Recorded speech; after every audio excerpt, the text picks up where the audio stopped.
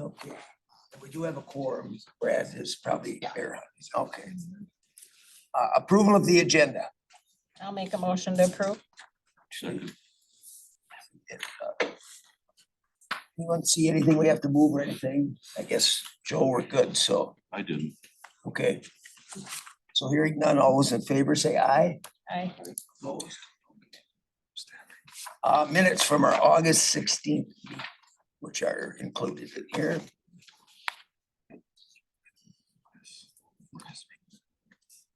I'll make a motion. Okay, Tracy. Second. You're gonna second too again, Doug, all right. Anybody read any changes or anything? Okay, if not, then all those in favor say aye. Opposed, okay. So public hearing, public comment. If they're not on A and B, you'd want to save your public, if you're here for A or B on the rezonings. That, otherwise, the public comment will be open for anyone that has public comment. Yep, go ahead. State your name. Yeah, come on up, somebody. Then you're on the film. Really? Yes, you are. Melvin Smith, Milltown Snowmobile Club. We were curious and the club was curious about the old fertilizer plant in Milltown that is on DNR land on the trail, on the Game Dancer Trail lane. We were wondering if it's gonna get tore down or if we even have rights to tear it down, or could that be our parking lot, our new parking lot that was questionable? Thank you. Have a good day. Okay, thank you. All right, anyone else for public, or are they gonna stay upstairs, or are they There's coming a couple down? upstairs. Okay.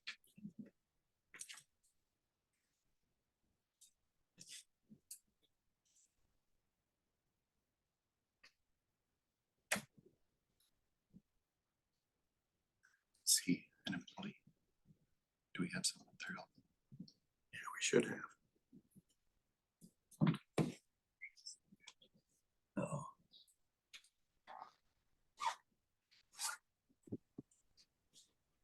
Morning, Mike Wallace, Town of Osceola.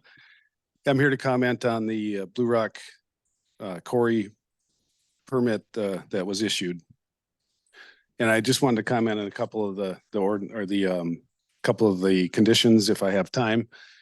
And one of the first ones I want to talk about was the noise limit condition. And I think this is a good effort. I think it was under good spirit, but I think this is kind of what happens when we don't integrate some kind of engineering studies or experts into these conditions. And there's just a lot of missing information in that condition. I don't know if that's something that can be addressed later today or not, but simple questions like if I have a sound meter outside my home and at any moment in time that decibel level exceeds 55 decibels, I'm assuming that the operator is out of compliance at any moment in time.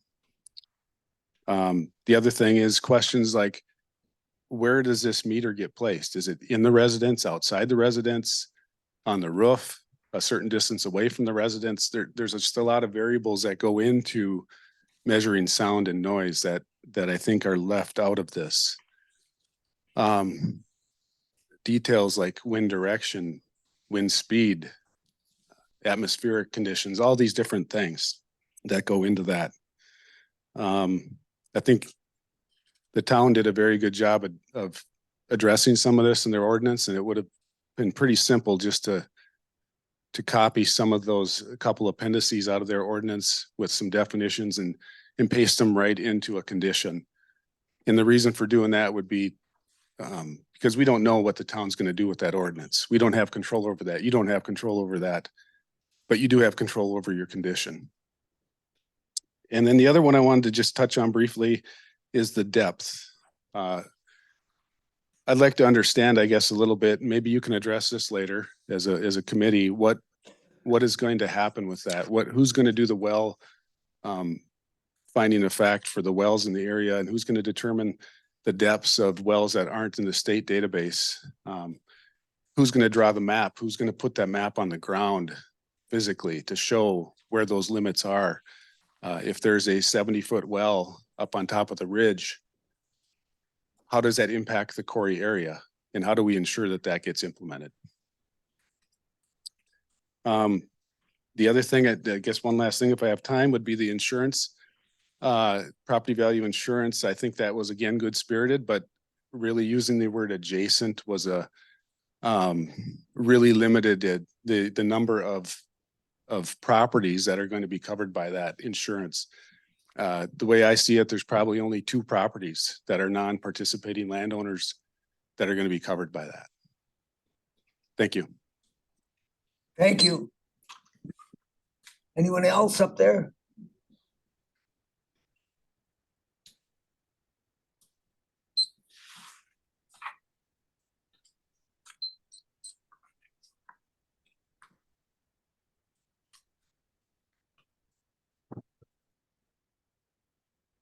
Good morning. This is Glenn Thorman, Town of Osceola, also representing Blue Rock Quarry LLC.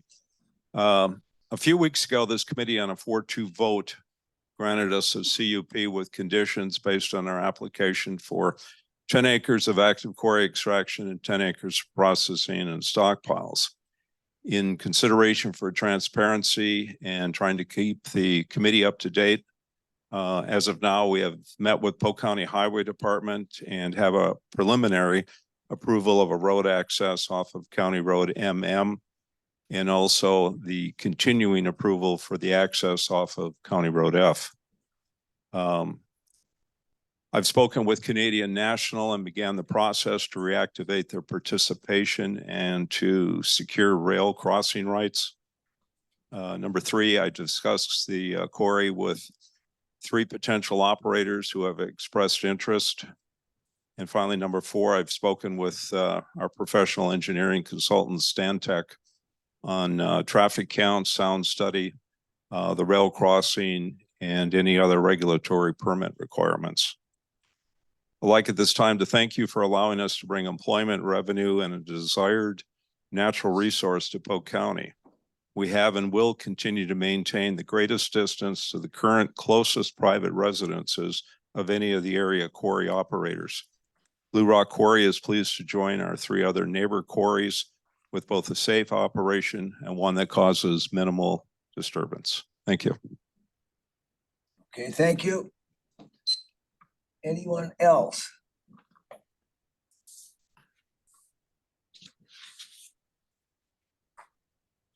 See, there's 2 other people there. Everybody else is for the other ones then?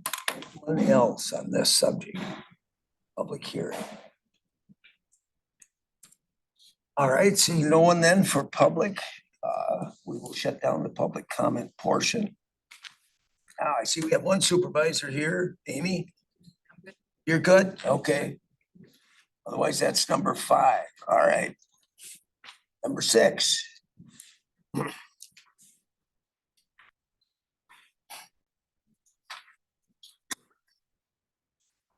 Good morning, everyone. Budget season. Just all fired up, excited. Bob has asked me to be brief, and I will do my best, but of course we'll have time for questions if anyone has any. Next slide, please.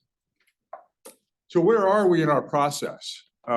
We've already been working at the budget for about 3 months, but this is where we start to really get into the meat of it. So right now, this month, at this time, we're presenting to committees like yourself, sort of the high points of the budget that are relevant to your particular committee and your department and your division. This month at the board meeting, Vince will provide the first comprehensive overview of the entire budget, so you'll get a view of the big picture. But today I'm here to talk a little bit about things that you care about most related to environmental services. So next slide, please. We're going to talk now about sort of a 3-year view on the budget. So at the September board meeting, the auditor will report on the 2022 outcomes. And I'm pleased to announce that for 2022, that's all the way back to December 31st of the year in front of us, we showed a budget surplus. So that gives the board and the county operating flexibility, particularly for capital investments. We'll come back to that in a minute. Returning a surplus is a really good thing.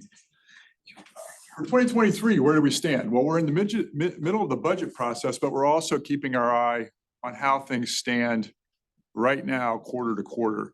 So at the end of September, we'll report on third quarter results, and those are available for anyone that would like to see them. So we look at 2023, where we stand right now against 2022 and 2021, kind of get a sense of where we are year to year. 2024, we're in the home stretch for budget preparation. Thank you to Bob and his team. Environmental services departments and divisions currently balance. We do have some remaining unknowns that we're going to be dealing with over the next couple of weeks. We have the WPPA contract that's under negotiation. And we're still trying to get a handle on healthcare expense. As I've reported numerous times to folks on the board, we had a really difficult year financially with the health plan in 2022, and that is not abated for 23.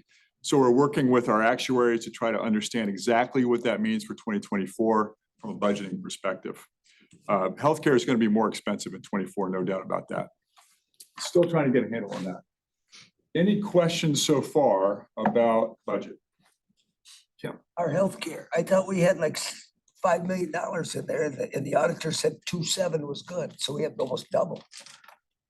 So we started with even more than that, if you'll recall. Started with 8. Yeah, we started with about 8. We had a very challenging year in 22.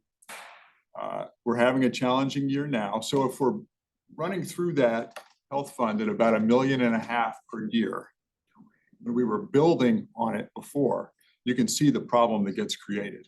Actuarially, we need to keep about 2.7 in that fund. That may go up. So that's one of those unknowns. Because our expenses have been going up, they may ask us to keep more in reserve. Another implication is we've got a stop loss program. So if we've got someone with a health condition where the combined annual expense is over 200,000, insurance covers that. So what happens if we start to have more people over that 200,000 level? Our insurer raises a stop loss premium. And we received a bill last month for an additional $440,000 for next year for stop loss premium. So you might ask, what do we do managerially around that? Well, we see if that's the best deal we can get. We look at our stop loss level and ask if we can adjust it one way or the other to make a difference.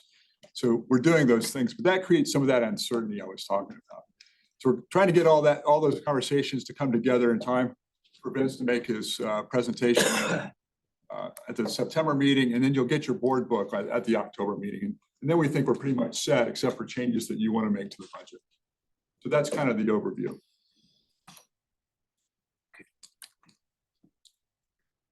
Questions? Thank you. Thank you. All right. Number 7, Bob, your trails.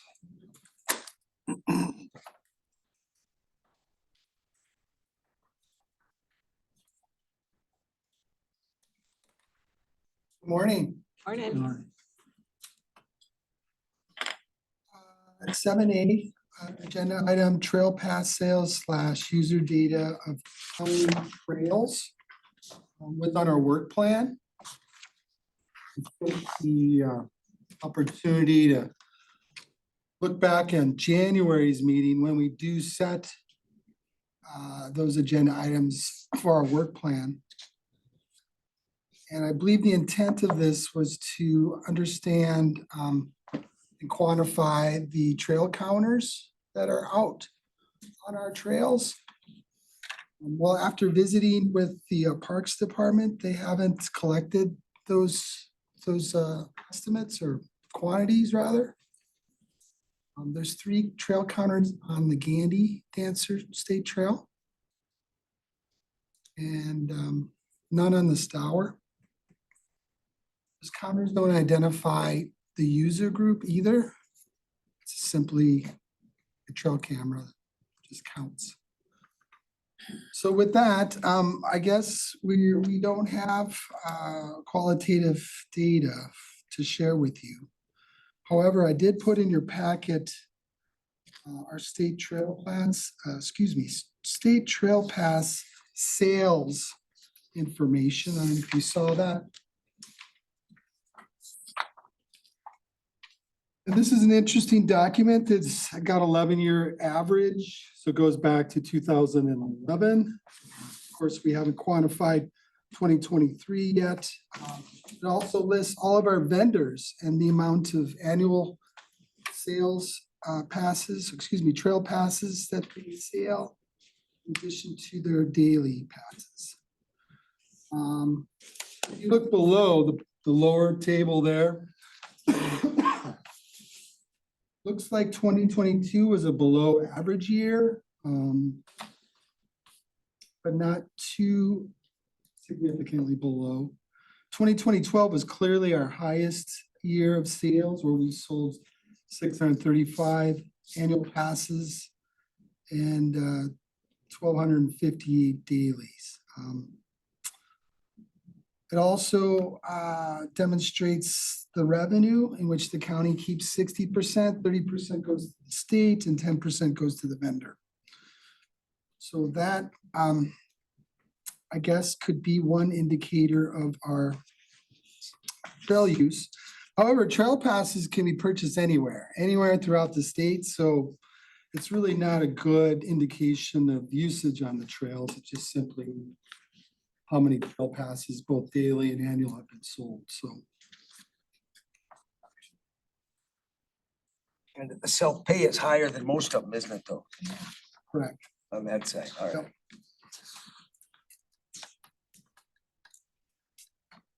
That's the data I have.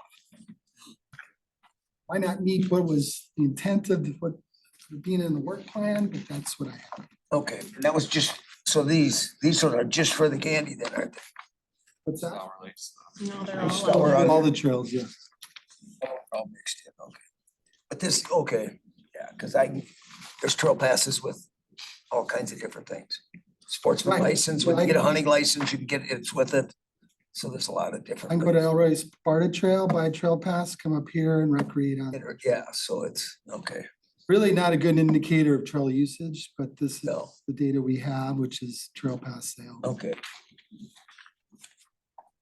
All right, Why didn't the counter get read? I don't know. Different department, different division, I don't know. do they have a timeline that they're gonna do them or don't you know? Should we give them one? Sure. Let's give them one. Tell them we want it by the next meeting. By the next meeting. God, yes. Season will be over if we don't. Can we do that, Vince? Can we ask them, the parks? Let me find out what they have, and I assume when you say that, Bob, you're referring to the Parks. Parks, Public Safety, Public Works Division. Yes. Yeah. And I don't know. I don't know the answer why we haven't been counting it. Or just going to get the count, yeah. Just see. That's your job, Or Doug. if we need to. What's your question? Why they haven't read the counters or given us that data? Well, it goes through most department and he talked about it yesterday that they spend it on trails, Okay, so up a trail and maintenance. okay. So they did read them, but did they give you the numbers or not yesterday? He didn't give us the number. Well, they Okay. talked about this $12,000 number. Sure, He didn't have any printout on it. okay, So that's as far as we got with verbal. okay. All right, well, let's ask them to put the counter with the numbers a little bit. It'll be a whole month Yeah, before we he get, has it though. I mean, yeah. Okay. All right.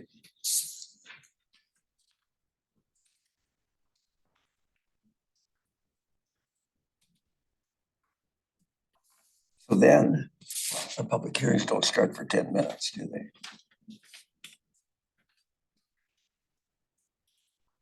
Suppose we could go through AD. Can we do D in 10 minutes? Let's get it started. Right, because this isn't part of the public hearing, that agenda item. Yeah, That would be next after we, in the event you endorse the amendments. we file a petition with the county clerk, then hold a public hearing. Probably as early as September 20th. And then a resolution to the county board as early as October. all right. It's fairly simple. It's in your packet. Yep, it's right here. Let's go through it then. Can you put up, let's do the shoreline.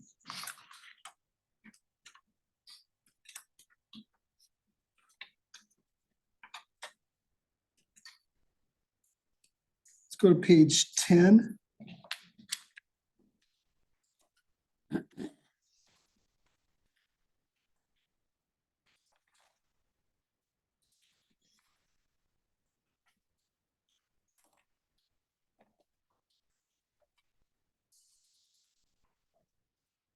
So Malia took your input and created this red line version in the shoreline ordinance. So the amendment was a max rental of 180 consecutive days per year.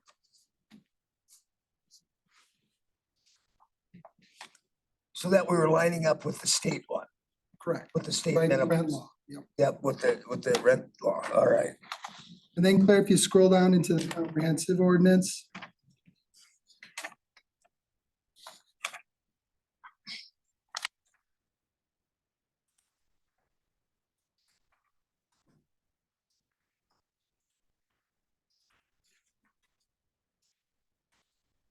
You're on page 45. You gotta go.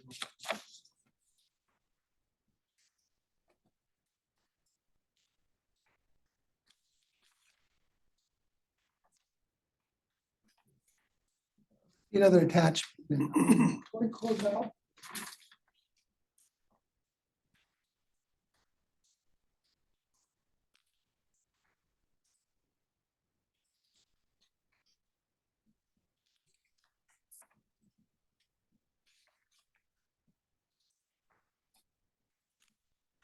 Page 8, please.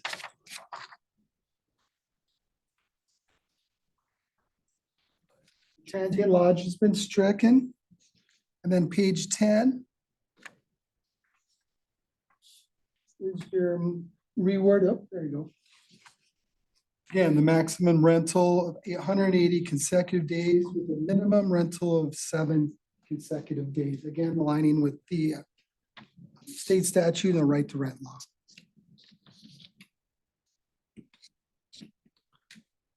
So that 8 was the definition, to take that one out. Correct. That was the definition. Definition. Sir.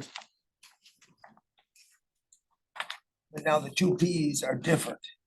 If you notice, the second one has with the minimum period of 7 consecutive days, and the first one, shoreline doesn't have that. No. So do we, which way do we go? Do we back? They should be the same, should they not? That's a question for Malia. I don't think that language was even in there originally. They threw Joe at us, so we're gonna have him do it. You see that the two, I got mine open like Yeah. this. But the minimum days are in here to begin with. Right. Yep, So why? but then on the next one, we have with a minimum rental period of 7 consecutive days. On the second one. That isn't on this first one. Correct. Why is that? Why is one in shoreline different than the one in the comp? Can't answer that. Okay, so we should make them the same. Yeah. Is our feeling, how else are we gonna control this? We can do that. I don't see the issue, but So I think our deal was at 7 days, so there wouldn't be as many. So we should add that to the first one in the shoreline then. shoreline, okay. We would add that with a minimum rental period of 7 consecutive days. If that makes sense, so that they're both the same. Yeah.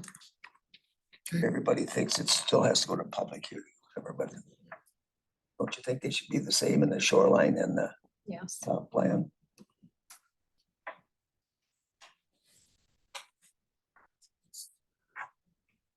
Yeah. I'm not sure why that was omitted by Malia, but unless, Joe, you can think otherwise, I don't see it being an issue. I think that's what we discussed during the meeting, was that 7 days, is what we discussed. Will do. Okay. So that was my only ones. Anyone else? I just saw what you're talking about this morning. Yeah, that it was different. Okay. So with that, do we need a motion to move it on? Yes, sir. We do, I okay. do. I will entertain a motion then to move this on to, it'd be September 20th for a public hearing. Motion. Okay, Doug I'll second it. and Tracy. Any other questions on that? Hearing none, then we will, all in favor say aye. Aye. Opposed? Okay. That will move on then. Shoot for the 20th. That's what I'll shoot for. We Okay. Meet the class 2 notice requirements. Okay. Class 2 requirement, all right.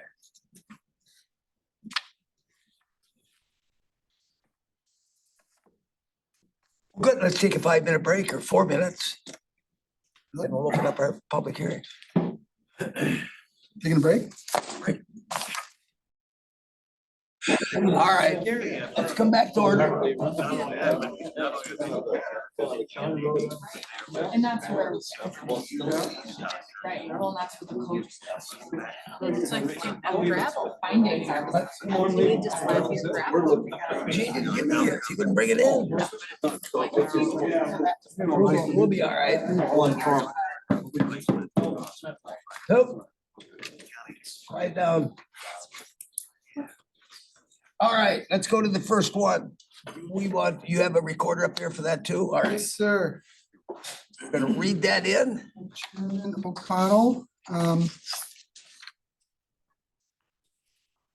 We open up the public hearing at 9:34 a.m. on September 6, 2023. I'd like to introduce to you Claire Mickelson. She's our consultant who will be serving as our zoning administrator on an interim basis. And she will be facilitating the next 2 agenda items within this public hearing. The first one being from John and Lorraine Soldner, who request the rezone from residential ag 5 or RA 5 to mining M1 for a parcel located at 1483 15th Avenue in section 23, township 34 North, range 15 West in the town of Beaver, parcel number 008-00615 00000. 10.16 acres. Public hearing has been noticed, properly noticed in the class 2 notice. And with that, I'll introduce Claire. All right, thank you. Good morning. Good morning. You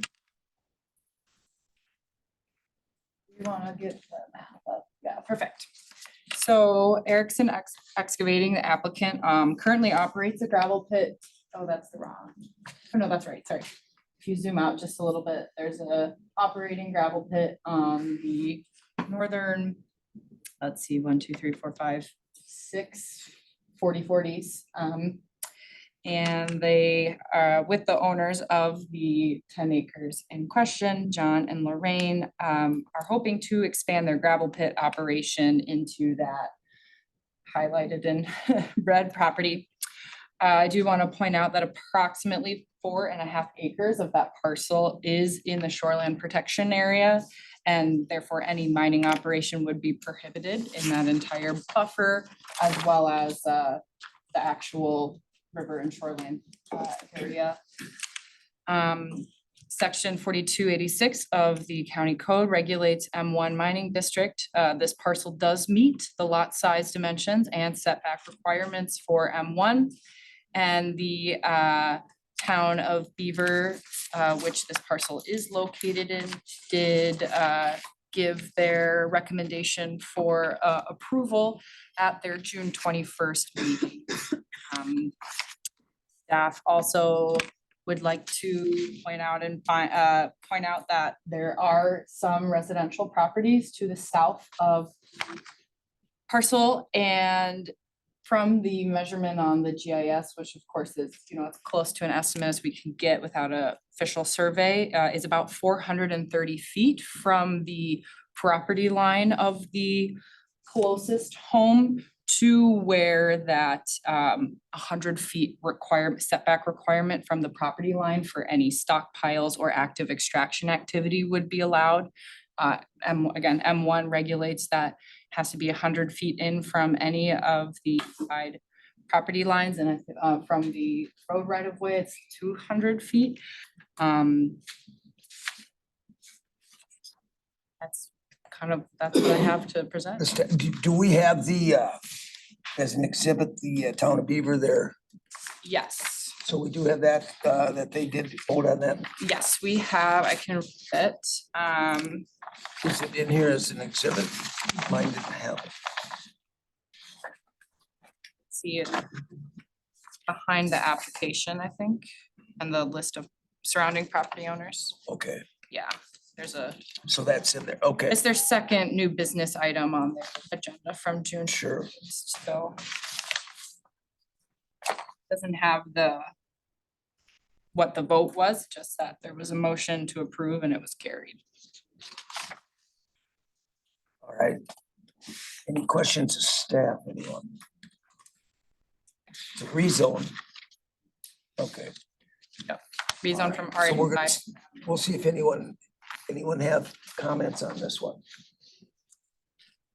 Is the owner here or anybody? I see Mr. Erickson's here. Are you, any other? Come up and add anything? You're good? I guess if it would help, I could add something, but it's pretty Then you would- straightforward. If you want to come up, you don't have to, but you can if you want. Sure.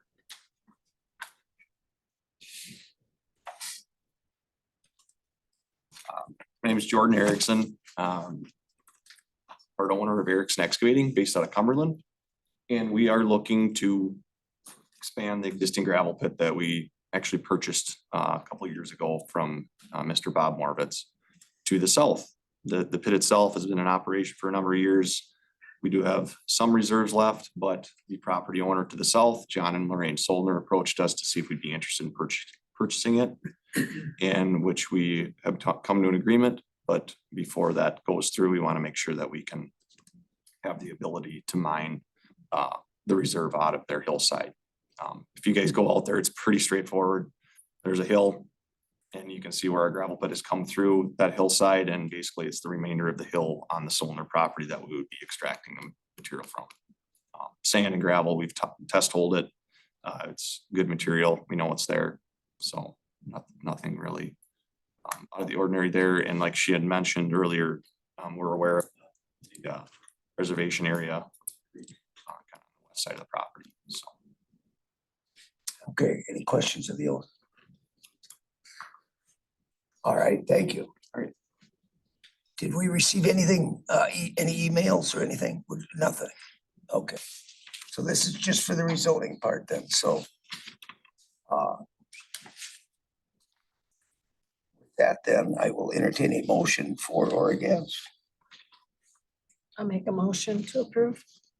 Okay, motion to approve, second. Anyone has any other questions? All right, if not, then all those in favor say aye. Aye. Opposed? All right, the rezone of that one goes through. All right, let's start the next one then, Bob.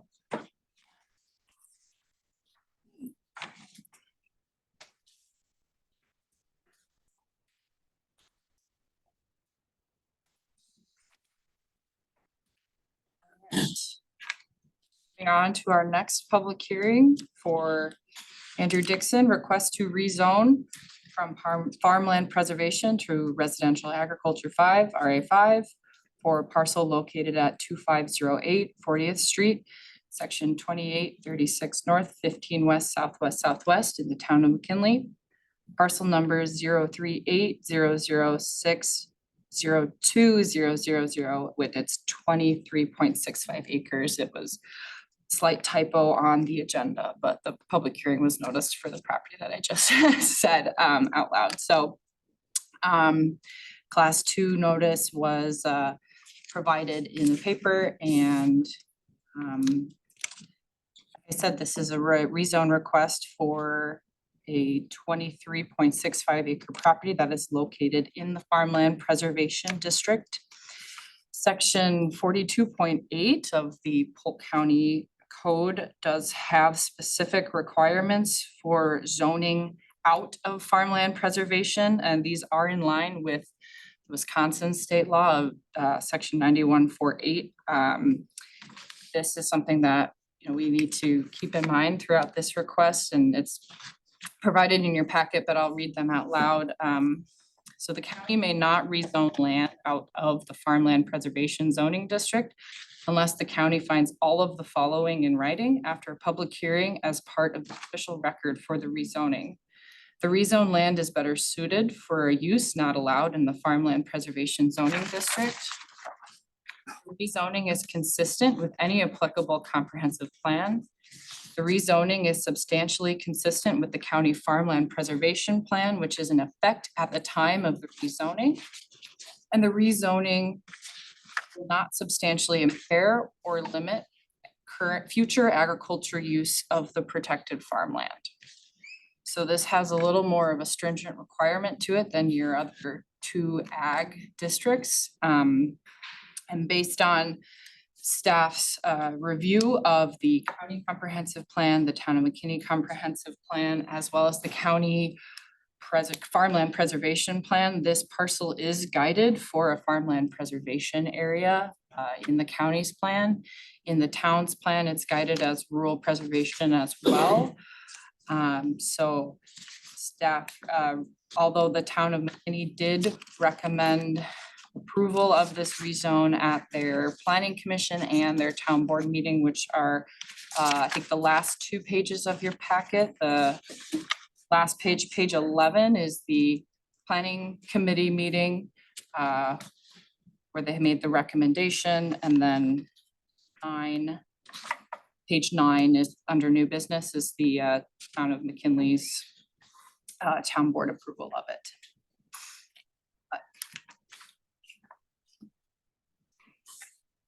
So that, you read that list off. I don't have that list. Do we have that? Can we put that list up Of the requirements? of the requirements? I think we should see that. Yeah, absolutely. Let's see. So if you, go ahead. Right here, this, or we can zoom in maybe. Sorry, they're on a page break there.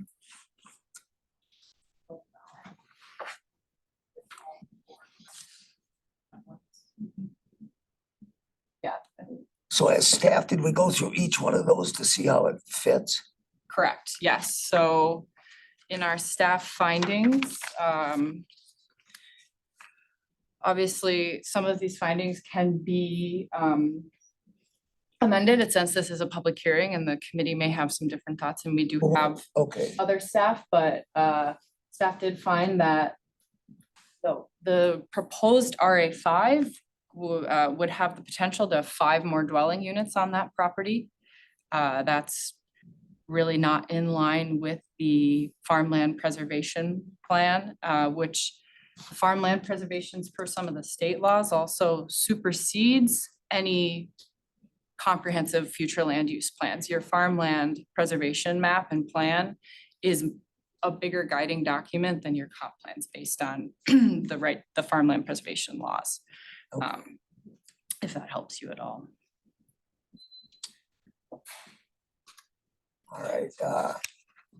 As of right now, the lot size is smaller than what we require in farmland preservation. That is true. Yes, yeah, 35 acres is the minimum requirement, but I would assume it's an existing nonconformity. I'm not sure the full history on that parcel. Yeah. All right, well, let's have is the applicant here? Right. Maybe you would come up and answer some of these questions for us.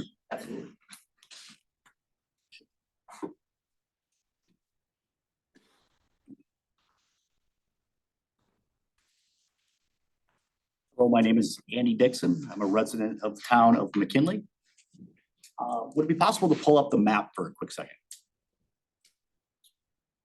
Is it okay if I just give a basic intention of what I'm trying to do? Yes, yes, start, that's what we're looking for. Perfect.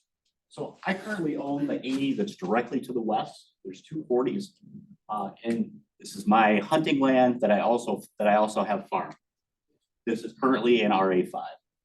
This parcel came up for sale and I purchased this parcel with the intent that I really only wanted the land and I didn't want this little farmhouse. And so I approached the township and expressed what I was trying to do.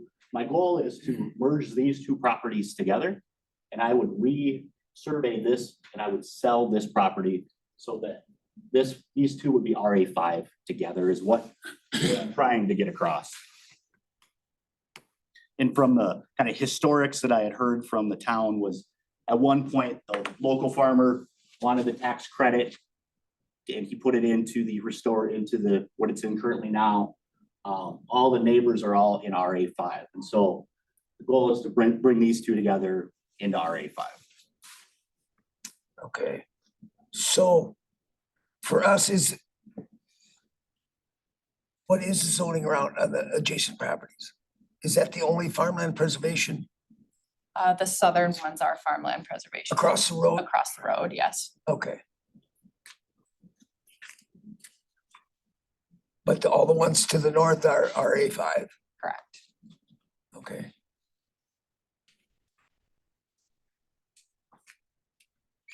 All right, let's, anybody else have some questions? I was gonna go have her put the list back up.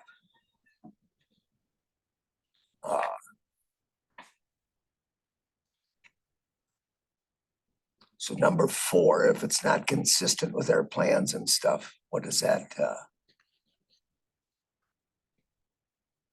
So it's not consistent with Polk County and McKinley's? Correct. Okay.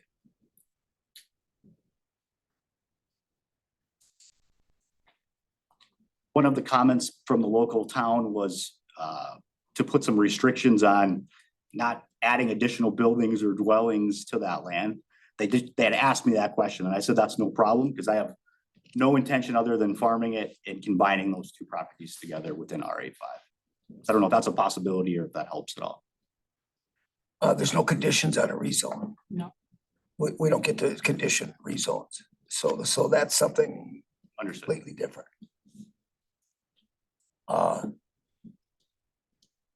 My only question would be then, can he not survey that house out and leave it as is then?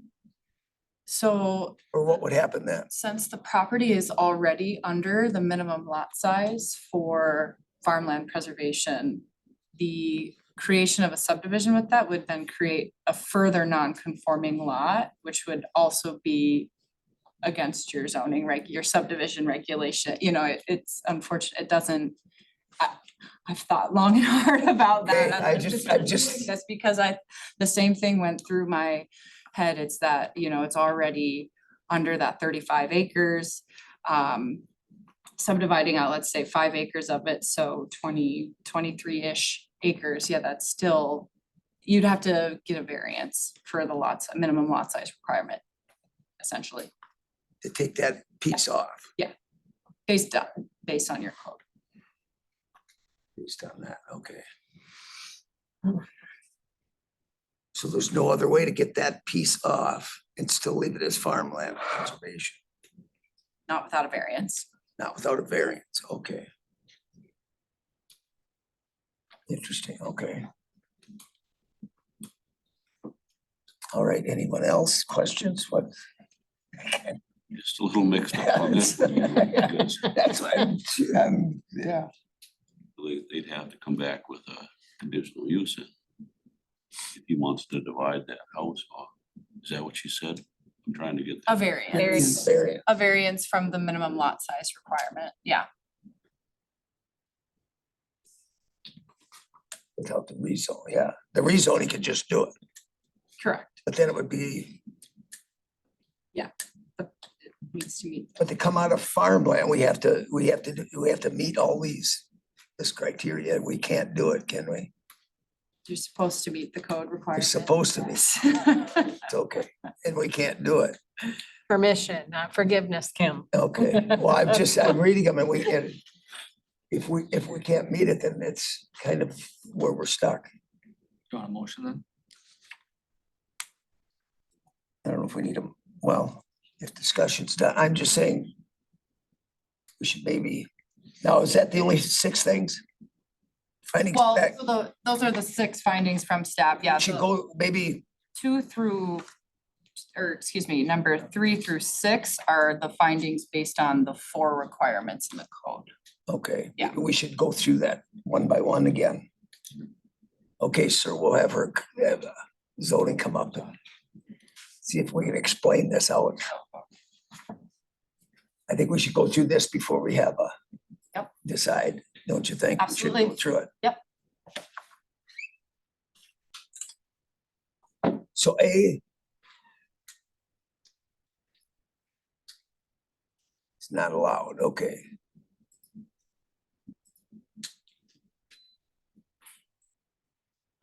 So how does B so those are what we have to answer? Correct. That's what's written in your code. Yep. And This is what's in the code, okay. yep, and So A through D, then you answered them 1 through 6.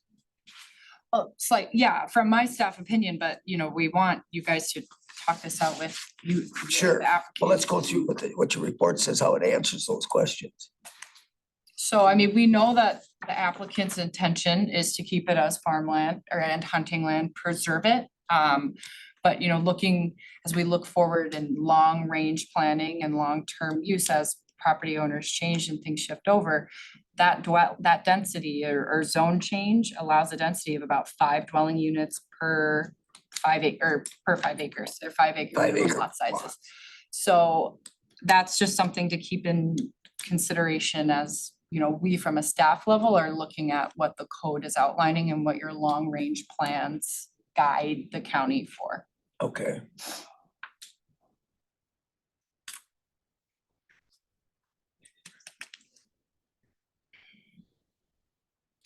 All right, can we scroll up to that, please? Let's go up to we should maybe look at some of the findings of facts to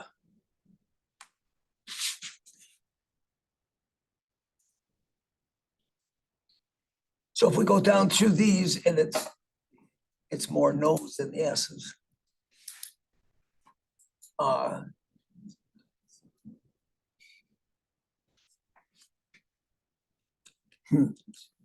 What does everybody think?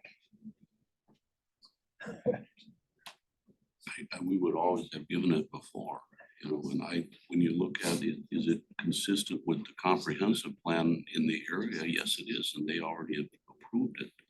They approved, but it's not consistent, you said. Counties. Oh, with the or- counties. Well, or their future land use plan that is individually theirs and is acknowledged in the county's plan as well, does guide it for rural preservation. Okay, so it is against both kind of. So the town McKinley approved this contrary to their own agriculture preservation plan. It's also doesn't comply with our comprehensive land use plan. So the better way to get to where he wants, he could come get a variance, take that 5 acres off to get rid of the buildings. That's still a possibility as it sits now. It's every property owner's right to apply for a variance. Yeah, but I mean, Yes. but I'm saying to get to where he kind of wants to be. Right, parceling off He could parcel off the buildings to sell with a variance, and that would still leave it the way it is zoned today. That wouldn't affect it. Is that how that would end up, or could end up? Does that sound right? All right. May I comment for one more time? Sure, come on up.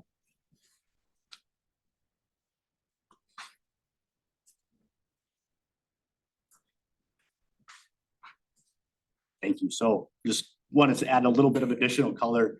I understand the challenges of what's there. Just from my own perspective, before purchasing this property, I went in and I spoke to Logan and I spoke to Jason and explained the situation of what I was trying to do. Both said, I don't see any considerable issues. You'll have to go through the due process. You know, okay, green light. So then next I went to the town board, first to the planning committee, explained it. We went and walked it together. They understood it. They said, no problem. It got voted on at the town meeting, approved. The planner was there with me, approved. And so I'm in a little bit of a challenge where I purchased the property with the intention to sell that little chunk. You know, I'm hearing what you guys are saying. We also know that by the rules, when we go apply for the variance, we're gonna be at the same, very similar crossroads. And so I feel like what I'm asking for is an egregious, similar to what is happening in the, you know, area surrounding, and my intent is good. And so I just wanted to add a little bit of extra color from a personal standpoint. That does add some color.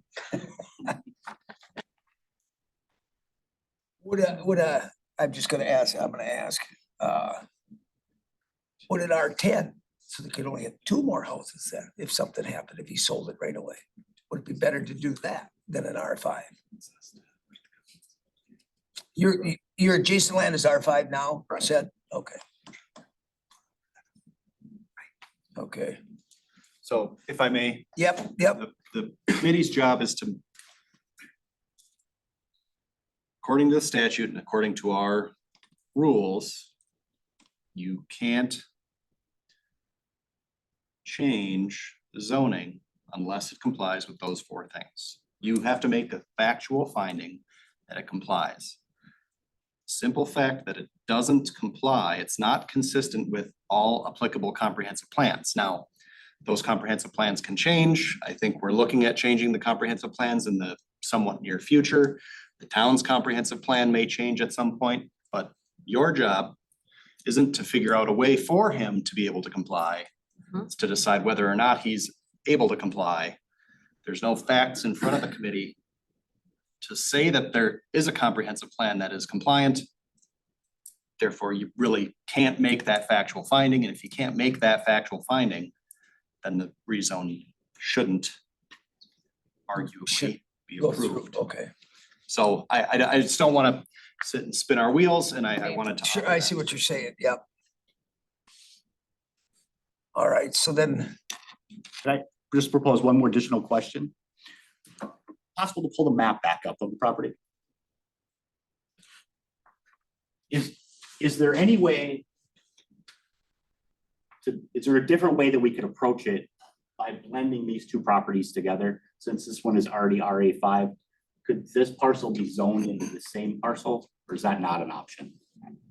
So I would ask the committee not to get into the process of potentially giving legal advice. Yep. I think it would probably be best to talk to the department and then potentially talking to an attorney about, a real estate attorney maybe about how to get that accomplished. Okay. Unfortunately. okay, I just don't want the committee to be giving advice. Yep, and understood. But I turning out- also did approach Logan and Jason and was given advice that is contrary to what we're talking about here. Sure, and so, again, I think talking to the department about what they believe would be a way to potentially get it accomplished is likely the best way to try to make sure that you're doing what the county's asking. I think that's why I'm here. Sure. Is based on that recommendation from zoning. okay. Well, we're stuck, we're gonna have to go back to the 4 deals and then, that's where we're at, I guess. Do we need a motion for no action? I have one question though. Go ahead, Doug. This is Joe. for Joel. Yep, If he's buying that piece of parcel and it's in land preservation, can't he just buy it and own it? I mean, then the owner at this point never should have been able to sell it. You understand my question or not? I guess I don't. Okay, No, 'cause the owner's selling it for the intent of somebody to live there okay, or well, rent it out, not divide Well, off he the could- property. then okay, I understand that point. But then he could be buying it and renting it out. So what communication was made between a buyer and a seller in a real estate transaction is, again, beyond the purview of the committee. Well, I It's- just, it's- that's it what I'm still saying, would why, be- It's, the zoning doesn't change with the sale. Right. You don't get because you buy it, you don't get to I change. the understand, zone. that's what I'm saying. Yeah, that's Can what's, he just leave it in farmland as he's buying it with the house? but then he wants to sell the house, so he has to get a variance to sell the I house. know, well, then he can move on to that. Yeah, okay. Yeah, can't he? And well, you can't answer that. So. We shouldn't answer that. That's my answer. Sure. I mean, you ought to be able to sell it. It's property. Sell 23-acre parcel with it. It's what? He could sell the 26. He can't subdivide it 0.65 the way, acres the with way it. it's read, so we have to, all right, let's, oh. Well, let's go through the fight. What did you have? You had another, you had 1 through 6 here as your findings. Just with the existing acres and that it's currently a substandard lot per the farmland preservation requirements. Okay. All right. Well, here's where we're at, yeah. Was there anyone else here to speak on this? I don't think so. Okay, just us. All right. I'll make a motion to deny. Well, okay. To deny the request to rezone from farmland preservation to residential agricultural. Is there a second then? I'll second it. Seconded from Tracy.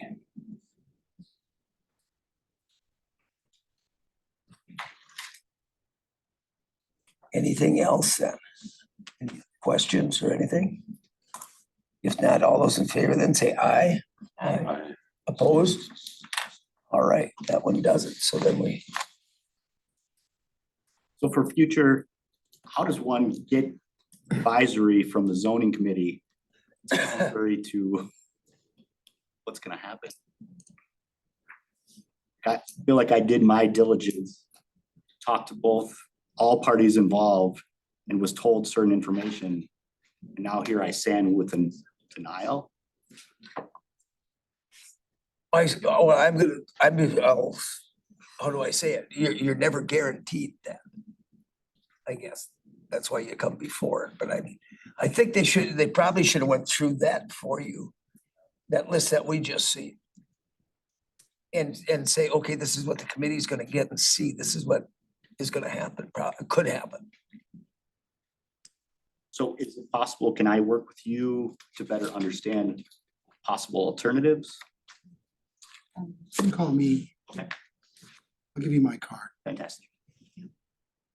Okay, well then, we should go back to the first one.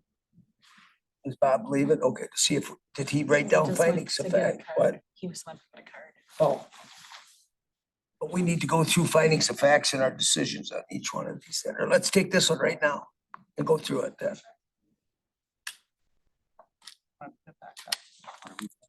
We're gonna go back to that.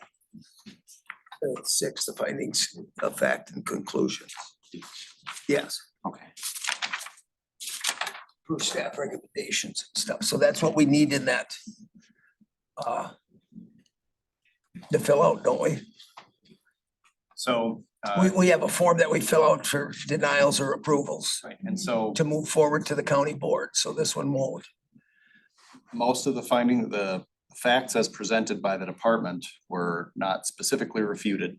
I guess the ones that I would most highlight for the committee's decision is it's not consistent with the comprehensive plan. I don't know whether you want to make factual findings on all of the different things that it is potentially not compliant with, but potentially adopting number 4, as your findings of fact, that it doesn't comply with Polk County's comprehensive plan, doesn't comply with McKinley Township's comprehensive plan. Is that accurate? Is that what I'm reading there? Yeah, or their future land use map. For the future. Yeah. Okay. Yeah. Doesn't comply with our county farmland preservation plan, which is the third condition that it has to comply with.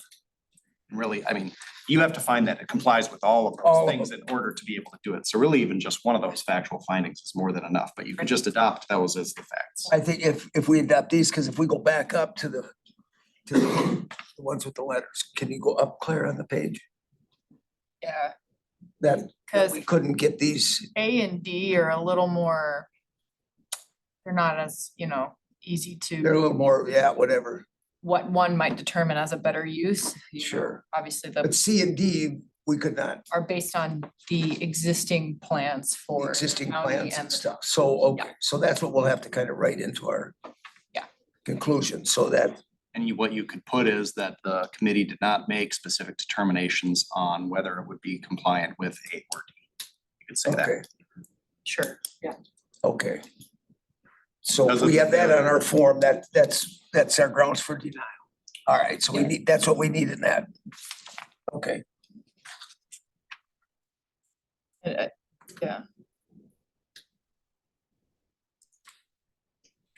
so now we go back to the first one and we have to basically go through the same thing, but why we did it. And findings of fact. Mhm. So we should go back to the first one. We should have did that at the end. That's fine. There are finding, yep, there we go. Do you have the staff report on that one? Okay. Because then they have to come back for all their other stuff, Sure. for reclamation and everything, which is not.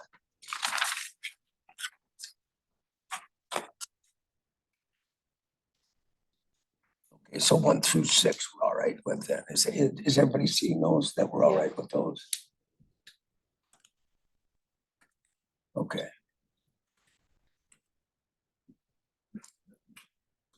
So that one would go to the full board then at the next meeting. Under consent agenda. Yeah, all right. All right, so that should cover us on those two? That will cover us? Okay. Let's get to then, So consensus for the adoption of those 6 findings of fact on the first one. That's consensus. Oh. All right, great, good. That's well, fine. we made a motion and passed it, That's so fine. that's a consensus. We did vote. I see what you're saying. Yeah, we went back and forth. We should have stayed and finished. That was my fault. All right, then we get to move to C. Then. Which is just a review. Which I think Bob, did he, To be Bob. you're not doing this? No. Come on, you're the CA, let's go. Well, this was midway through when I started, so Bob took it over. What did Bob have? So before Bob gets back, I just want to highlight for everyone on the committee that the intent here is that you are looking at the findings of fact and conclusions of law that ultimately were discussed at the last meeting. This is not a discussion to talk about what conditions are going to be appointed or what new conditions need to be on there or what conditions need to be removed. It's to acknowledge that this is what was discussed and this is an accurate representation of what was approved at the last meeting. Does that make sense? Yes. So before we even start, I want to make sure that we don't devolve into something that is problematic. Okay? So, and I think Bob has he has the one he sent out to us, but then did you redo, we're starting, And it's on Claire. Claire has it on the flash drive. okay, Yes. yes. Forgive me for the absence. Is that where we're at, Chairman O'Connell? Yes, we just started. Yep, we were gonna wait for you. Your new CA wouldn't touch it.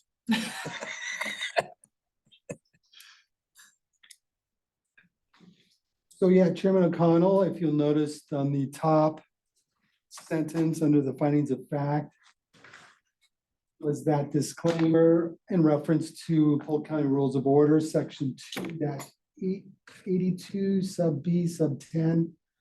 That this committee, the Environmental Services Committee, shall hear and rule on special exceptions, also called conditional uses under the ordinance assigned to the committee. Environmental Services Committee, after a full public hearing, following findings of fact. Should I just read them out verbatim? I know the reason this is on the agenda was that you had asked for it to ensure accuracy as a product from last meeting. This findings of fact, conclusions of law was drafted by Corporation Counsel Malia Malone. And so forth. I suppose just read through them, Kim? You think we have to read, did everybody read these or not? Yeah. You think we need them read, or, I mean, this is, well, this has just been printed today, so the public hasn't seen it, but they don't, we can't change it anyway. No, you cannot. We can't change this. We just, we're just verifying what we did at the meeting. Confirming. Correct, accuracy. okay. Correct. I don't know if we need to read them, each one or not. Did anyone see any that they thought we didn't do right or something? We changed number 8 to give the definition of what they were allowed to do. Because a new proposed operation is much smaller scale.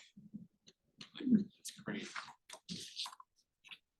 Don't give them the facts, like give them the fact of what the new operation is able to be, like the 10 acre. Instead of the 21 or the 155. Correct. But I believe you'll see the actual acreage in K.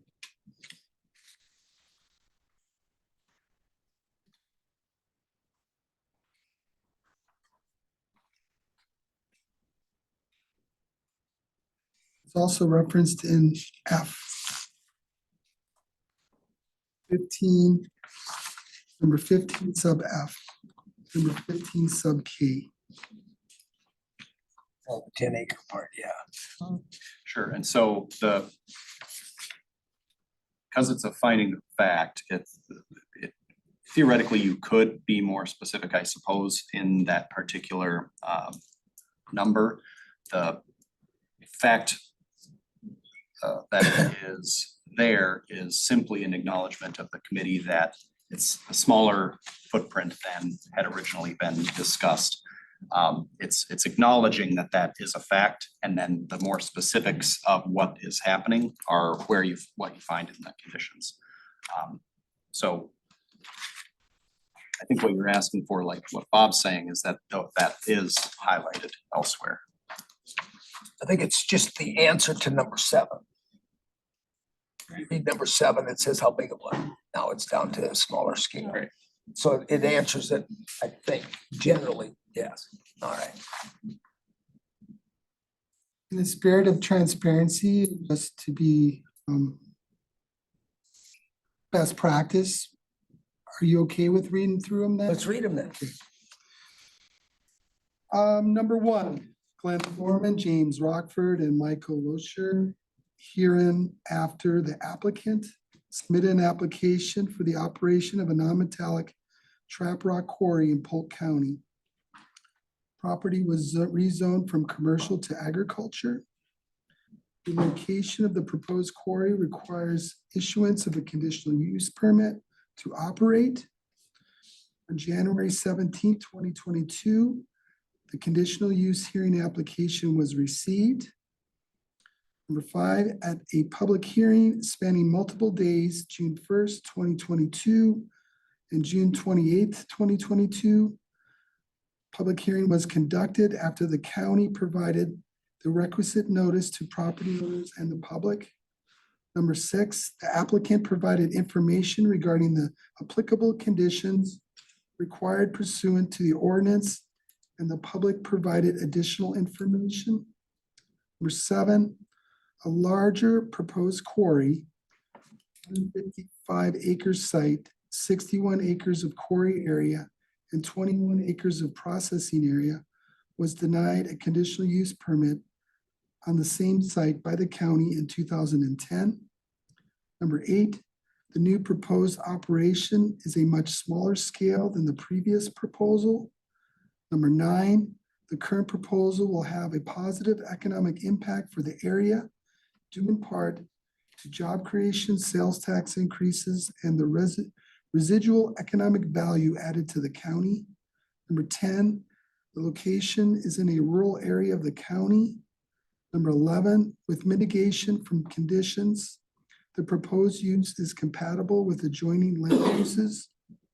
Number 12, the proposed use with mitigation from conditions will not have a negative impact from increased noise, dust, or vibrations.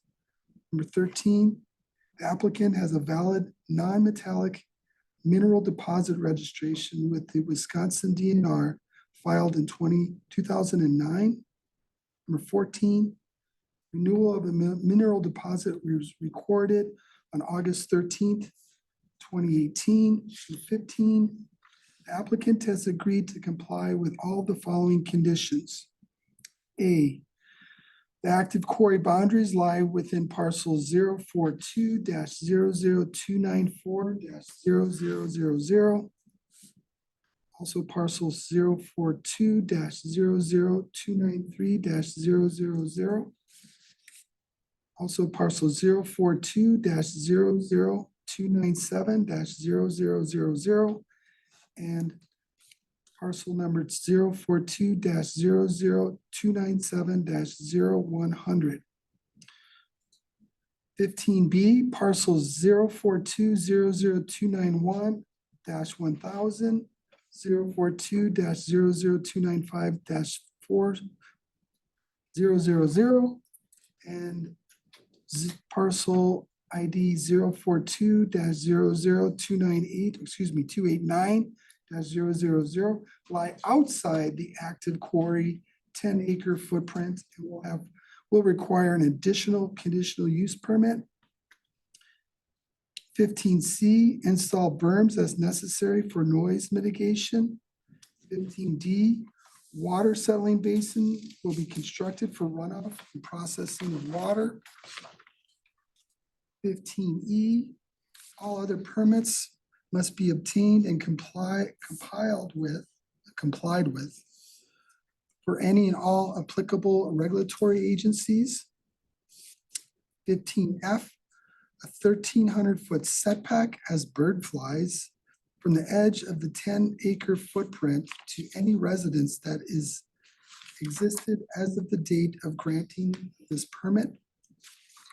15G, we're limiting operations to March 15th through November 15th annually. 15H, applicant shall have an independence test at least twice annually during crushing and blasting to prove noise limitation compliance. No greater than 55 decibels for any residence in existence at as of the date of the application. 15I, no weekend or night operations. Operational hours only between 7 a.m. and 6 p.m. with the exception of rail car loading. 15J, depth of the quarry shall not be lower than the water level of Lotus Lake or the depth of any existing as of the date of the issuance of this permit, any existing well within a half mile from the 10-acre quarry footprint, but in no case can they go below 958 feet elevation. 15K, no greater than 10 acres in the aggregate for total moving footprint regardless of reclamation. 15L, Polk County, they'll need a Polk County approved County Highway F, Polk County approved County Highway F in 2010 for any future access onto county highways must be properly permitted by highway commissioner or county highway department after an additional traffic study is conducted. If such study is deemed necessary by highway commissioner or highway department based on traffic volumes for the quarry. 15M, this permit shall run for 10 years from the date the applicant meets all the conditions. The applicant shall inform the county when they believe that they have met all the conditions. 15N, applicant shall provide proof to the county of access for any rail access to show that it meets applicable state statutes and standards for rail crossings and a plan and agreement with the railroad company for said access. Applicant 15O, applicant shall provide an updated current traffic study for proposed truck routes and level of service. All recommendations resulting from the updated traffic study shall be implemented. 15B, haul routes will use county and state highways will not exceed more than 100 trucks per day. 15Q, applicants shall provide copies of current vibration and sound studies as required by SPS 307. This includes pre-quarry sound study to establish baseline levels for the sound near the quarry. 15R, applicants shall consult with the DNR to determine whether there are any endangered resources inventories for the quarry area. If so, the applicant shall conduct an endangered resources review and shall comply with any elements of the review that are required by the DNR prior to quarry operations. 15S, applicant shall provide the name of the operator to the county as soon as it is known. The applicant shall require that the operator comply with all the conditions contained in this permit. A contact or 24-hour number for the operator shall be provided to the county. 15T, the applicant shall obtain insurance coverage to protect any existing, at the time of granting of this permit, any existing adjacent property owners from future devaluation that is attributable to the quarry operations.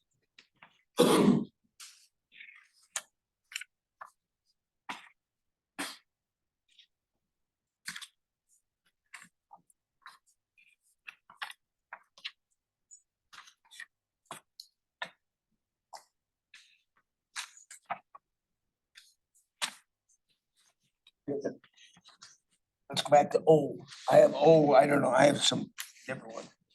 I thought we, on O, you took the word update out. We called it, had that, we wanted to strike it and just say current. So there's two places where it says update. Okay, right, Kim. And I think in my notes, I had it that we took the word update out because the study was whatever year, 210 or whatever, that we just wanted a current traffic study. So we took the word update out. Do you recall that? So it'd be, you're saying is not using The word older update, study and updating that, but a brand new. a new study, and I think that's what we discussed, that we took the word update out. Can we do that if that's, I don't think that's a substantial change. I think Oh. that's fine. that's fine? That's fine. I just think, I think we took the word update out on that and the other one, because the other one doesn't have it. For the endangered species or whatever. Okay, that's about the only things I see. I vote clerical error in H with at as that I have stricken. I struck the at. Clerical error in J, adding the 958 feet. So just adding feet in there. Yeah. And a clerical error P, I think haul routes that use county, so removing the word will.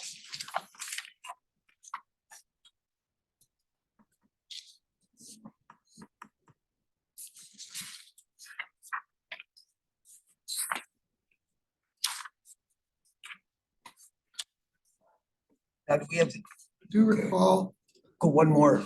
Does it go up to that? Applicant has provided substantial to satisfy condition. Is that at the bottom of, there it is there. Okay. That's at the end of it then, isn't it?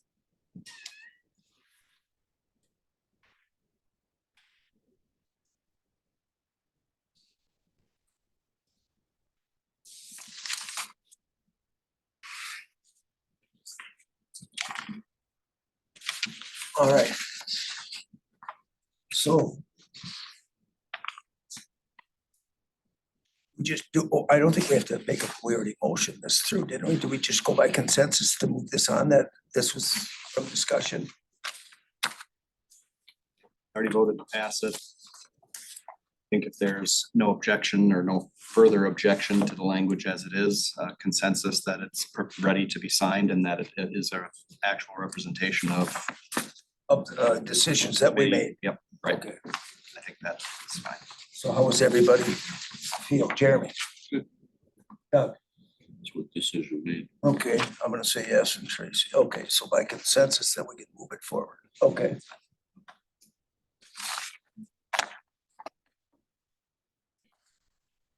All right.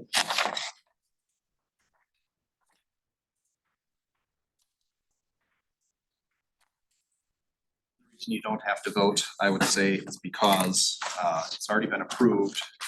It's simply the request of the committee that it be brought back before you so that it can be reviewed one last time before it's signed. And so if there's any additional action. It was a review of what we did and Yeah. time to type it up so that the corp council could do it. Correct. Okay.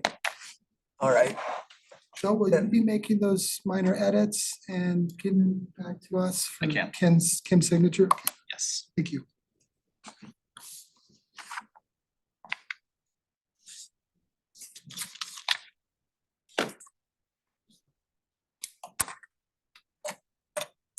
Okay, number 10 then. Correct, No. 9, Yeah, update, yeah, number 9, update, because we did yes. D already. I suppose I can give you an update on our hiring situation. Yep. Posted the zoning administrator position. 6 applicants, 2 in which we interviewed. And neither, well, it's reposted again, so it's out there for another month. So there's that. We did hire a county planner. So that was our 3rd posting for that. And it's someone you all know. Oh, you did? Yes, we did. So he starts on September 18th. His name is Tim Anderson. Oh, yeah. Tim Anderson will be joining us September 18th.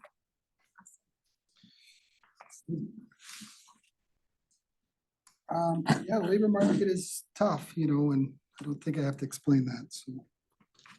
But we're glad Tim was interested. He can hit the ground running. It's very shallow learning curve, and we already have about 4 projects for him. Looking forward to working with him again. Also, I think I put in your packet, Caitlin Holm, Land and Water, wrote an article in the WCA. Yeah. Oh, yeah, she was published. He's published, yes. So it's good to see Polk County highlighted In that, in the yeah. statewide exceptional magazine. And yeah, just still near the end of our budget season here, and we've done our work, and wish you best of luck. You too, Vince. We got so much money, we don't know what to do with it. Yeah. So how about for future?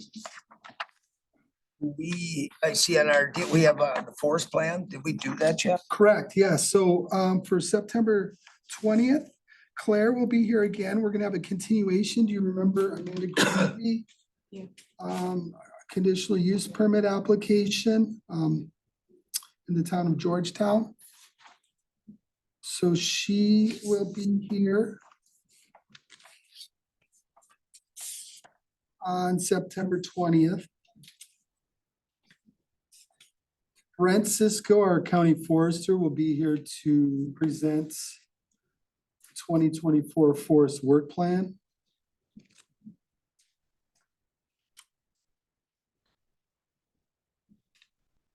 Don Wortham will be here as well. possibly expanding on budget overview. Could have our public hearing on the tourist rooming on the 20th too. Correct. And then, exactly, we're going to have a public hearing also in zoning to consider amendments to the shoreline and comprehensive land use ordinance regarding those tourist rooming house provisions. Okay.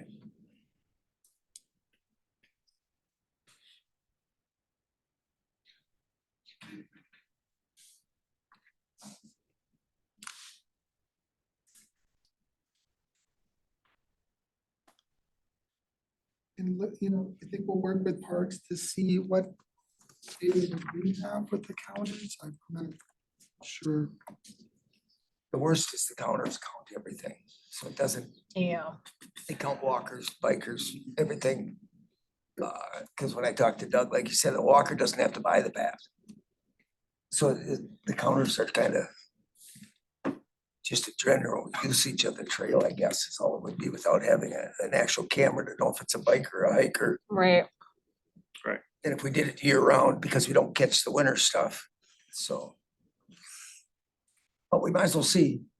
Well, it was What's on there? discussed yesterday and basically there's no way to enforce it. Any- Walk. I mean, you're gonna drive along and just ask for his pass. They I don't mean, you need can one. do it, but who's gonna do it? Well, they can only ask the walkers don't need, any hiker doesn't need a pass. I know that. So unless you're on a bicycle or a snowmobile or skis, does a skier need a pass? Yes. So you can just take them off quick and start walking. And they become. Cross. Okay, Is that data gonna be used for something? we're trying to figure out usage and things too, and that's for a maintenance issue and all that, I think. I mean, if two people walk on it in a month, Right. well, you know, you can't put $1,000 worth of maintenance into nothing. Sure. But if there's 2,000 Study people, back in '09, you remember that, Kim? Perhaps you do as well, Jay. We did random sampling. We had a group of volunteers. We had 9 different intercept points on the Gandy. In random sampling, and some days we were out there, some days were Thursday, just 2 to 4. We had a methodology that was research-based. And so did for a whole year. And we were able to identify or quantify not only the numbers of users, but what type of users they were.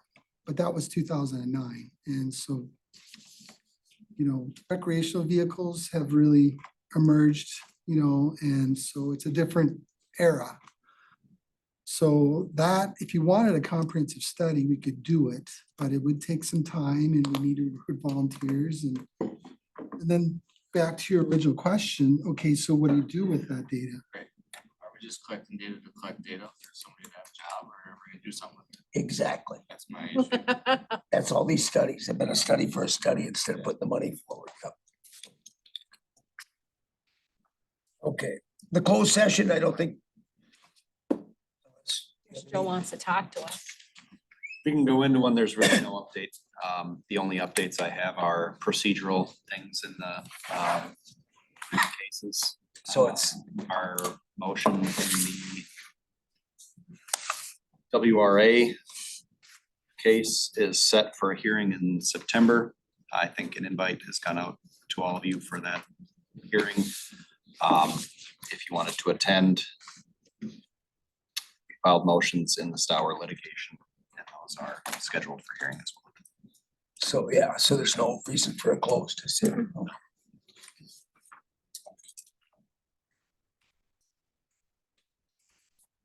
So we're good. Make a motion to adjourn. A second, I'll say. Tracy, all those in favor say aye. Opposed? Adjourned. Nice job.